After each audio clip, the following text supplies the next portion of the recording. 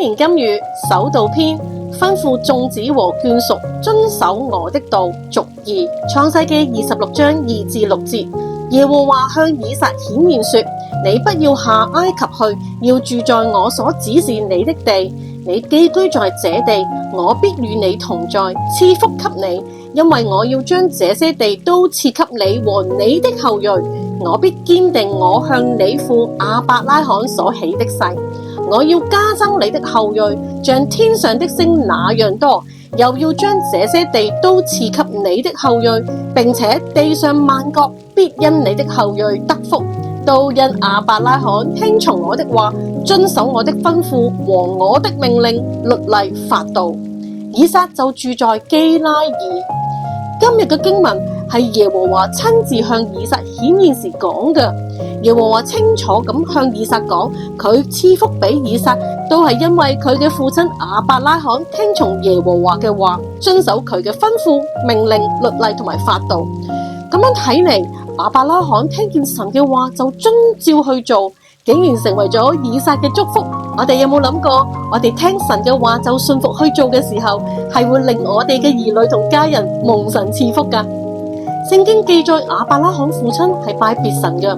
亞伯拉罕聽見神嘅話，佢冇跟從父親拜別神，而係遵行神嘅話，帶住自己嘅家眷離開佢哋嘅本族父家，往神要指示佢嘅地方去。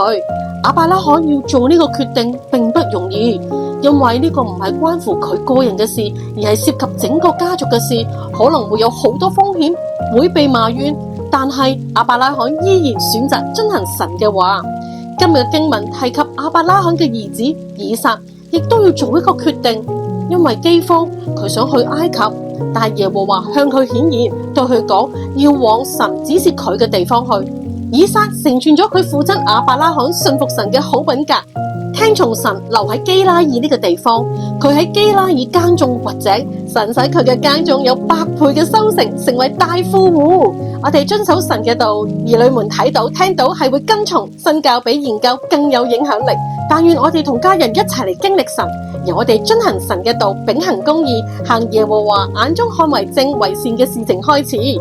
父母嘅決定所行嘅道路，對下一代係有住極深遠嘅影響力嘅。我哋行得對，生命蒙神賜福，絕對係會惠及我哋嘅家人同埋子孫嘅。我哋一齊嚟祈禱啊！神啊，感謝你賜亞伯拉罕成為我哋屬靈嘅父親，喺佢身上我哋可以學習信服。以撒能夠信服，係因為佢睇到父親信服嘅好榜樣同埋帶嚟嘅祝福。我哋要遵行你嘅道，叫自己同埋家人都可以得福。奉主名求，阿門。